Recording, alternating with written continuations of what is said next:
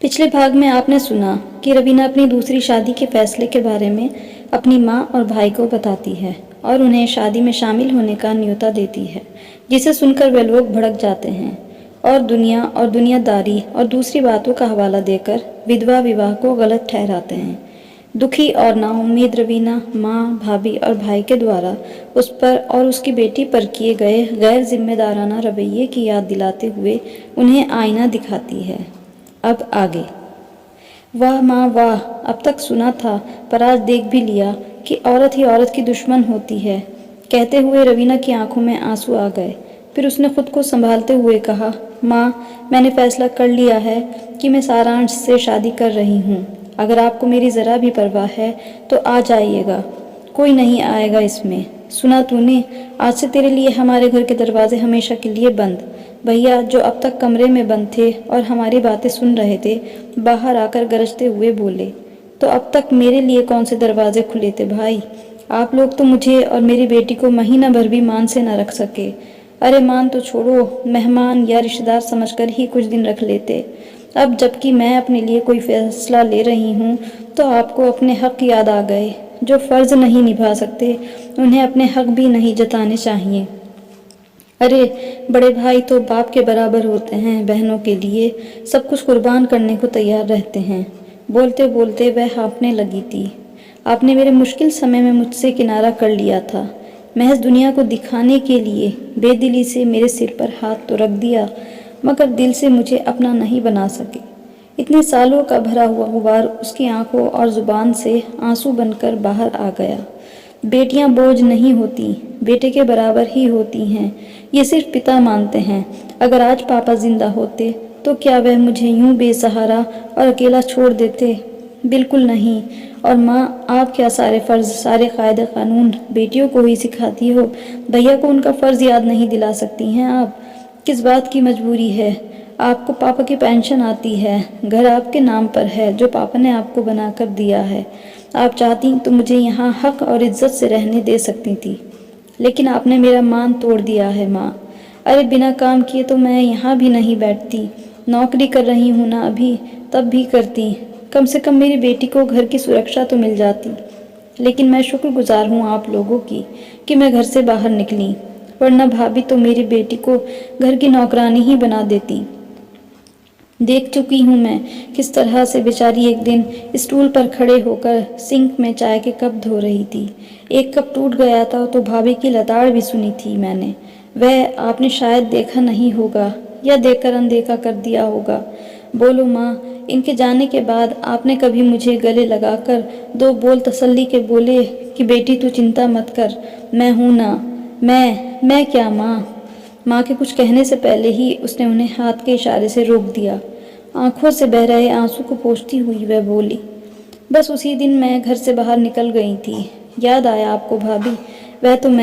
वह तो भाभी हक लाते हुए सफाई पेश करने लगी।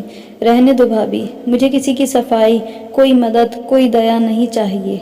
आप लोग बड़े हैं, इसलिए आपके आशीर्वाद से मैं अपना नया जीवन शुरू करना चाहती थी, मगर आपको ना इज्जत देनी आती है और ना इज्जत लेनी।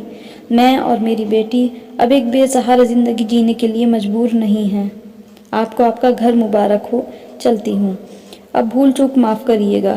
कहते हुए बेटी का हाथ पकड़कर स्वाभिमान से सिर उठाकर चल दी, अपने जीवन में नया कदम रखने के लिए। माँ के घर से आने के बाद से रवीना बहुत उदास, अनमनी और कंफ्यूज थी। दुखी इसलिए थी कि उसने अपने भाई, भाभी और माँ को जवाब दिया था। पहले वह ऐसी मुंहफट नहीं थी, लेकिन पति की मौत के बाद परिवार, समाज के लोगों का घटिया बर्ताव देखकर उसका मन कसैला और बर्ताव रूखा हो गया था। मन ही मन पछतावा हो रहा था और खुद पर गुस्सा भी आ रहा था। वह मन ही मन ये सोचकर दुखी हो रही थी कि मुझे उन लोगों के साथ ऐसे बात नहीं करनी चाहिए थी। आखिर वो लोग हैं तो मुझसे बड़े ही। वह कंफ्यूज इसलिए थी कि क्या वह शादी करके सही कर रही है या गलत। उसे दूसरी शादी करनी चाहिए या नहीं? क्या सारांश ठीक भी हो पाएगा या नहीं? क्या वह टीना को पिता का प्यार दे पाएगा? क्या चंद्रा मैडम मेरी बेटी को अपनी पोती का दर्जा देंगी? ऐसे अनगिनत सवाल उसके मन को बेचैन कर रहे थे। कहीं मैं जल्दबाजी में गलत फैसला तो नहीं ले रही हूँ। सवाल पर सवाल उसके मन में कुलबुला रहे थे। सवालों की बौछार से परेशान वह बहुत देर तक उलझी हुई अनमनी सी बिस्तर पर पड़ी रही। टीना को स्कूल भेजकर वह फिर से लेट गई। आज उसका अस्पताल जाने का, ड्यूटी करने का ज़रा भी मन नहीं था। जब वह 10 बजे तक अस्पताल नहीं पहुंची तो डॉक्टर चंद्रा ने चपरासी द्वारा मैसेज भिजवाया, रवीना मैडम, मैडम चंद्रा आपको याद कर रही हैं। उन्होंने आपको घर पर बुलाया है।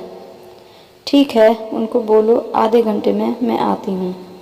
बेमन से उठी और तैयार हुई और डॉक्टर चंद्रा के घर की ओर चल दी। डॉक्टर चंद्रा लॉन में बैठी अखबार पढ़ रही थी। वहीं उनके बगल वाली कुर्सी पर सारांश भी बैठा हुआ था। वह बैठे बैठे ही गेंद मारकर गिनती कर रहा था। रवीना को देखकर वह खुशी से उछल पड़ा। अरे दोस्त, तुम आ गई। मैं कब से बोर हो रहा था। वह छोटी दोस्त नहीं आई तुम्हारे साथ? यानी टीना के बारे में पूछ रहा था। स्कूल गई है सारांश जी। तुमसे कितनी बार बोला है मैंने कि सारांश जी मत बोला करो। मुझे दोस्त लोग अपने फ्रेंड के नाम के आगे जी नहीं लगाते हैं, है ना मम्मा? पागल हो तुम भी। हाँ और क्या रवीना, तुम इसे सिर्फ सारांश कहा करो। Okay okay ma'am. Doctor Chandra उसे देख रही थी। उसकी सूजी हुई आंखें, उदास और बुझा हुआ चेहरा देखकर उन्होंने उससे पूछा, क्या बात है रवीना, तुम्हारी तबीयत तो ठीक है? चेहरा उतरा हुआ सा लग रहा है। उन्होंने रवीना के माथे को छूकर कहा, मैं ठीक हूँ। वह थकान हो रही है और नींद भी पूरी नहीं हुई है, इसलिए आज हाफ डे के बाद ड्यूटी पर आने वाली थी। अरे हाँ, तुम तो अपने घर गई थी ना? तुमने बात की उनसे? क्या कहा तुम्हारे घर वालों ने? मैम, क्या हम इस बारे में बाद में बात करें? अभी मैं थकी हुई हूँ। हाँ हाँ ज़रूर। सॉरी बेटा, तुम्हें नाहक तकलीफ़ दी। तुम जाओ और आराम करो। आज छुट्टी कर लो और हाँ, टीना को भेज देना हमारे पास। कुछ खाया तुमने? जी खा लिया, टीना के लिए बनाया था सुबह। ओके, टीना को भेज देना एंड गेट वेल सून। कमरे में जाकर रवीना सारांश के बारे में बहुत गहराई से सोचने लगी। वह उस दिन को याद करने लगी जब वह पहली बार सारांश से मेंटल अस्पताल में मिली थी। उसे देखकर एक बारगी उसे झटका लगा था। उसके पति सुरेश से सारांश की शक्ल इतनी ज़्यादा मिलती थी कि पहली नज़र में कोई भी धोखा खा जाए। सुरेश का हम शक्ल कह लो या जुड़वा कह लो, कुदरत का अजूबा ही था। कोई भी रिश्ता ना होते हुए भी उन दोनों में इतना ज़्यादा एक जैसापन था।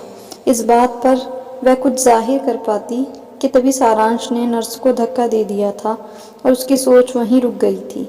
शायद इसी वजह से उसका लगाव या झुकाव सारांश की तरफ ज़्यादा हो गया था। फिर इंसानियत के चलते उसने सोचा था कि अगर सारांश का बर्ताव उसे देखकर नॉर्मल हो जाता है तो शायद वह आगे चलकर ठीक भी हो सकता है। इंसानियत के नाते और एक नर्स के फ़र्ज़ को याद रखते हुए उसने फैसला किया था कि वह सारांश को ठीक करने में डॉक्टर्स की मदद करेगी। समय अपनी चाल से चलता रहा। अगले 2 सालों में सारांश की तबीयत और व्यवहार में पॉजिटिव बदलाव आए।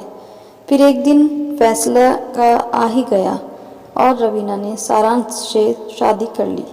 उसने घर वालों को फ़ोन करके शादी के बारे में सूचना दे दी थी, पर जैसी उसे उम्मीद थी उसके घर से कोई नहीं आएगा, वैसा ही हुआ।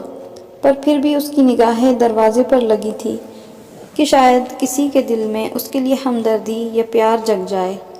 उन दोनों की शादी को लेकर हॉस्पिटल में भी मिली जुली प्रतिक्रिया सुनने को मिल रही थी। कोई कहता, अरे रवीना ने क्या लंबा हाथ मारा है, चंद्रा मैम के बाद अस्पताल की मालकिन तो यही बनेगी।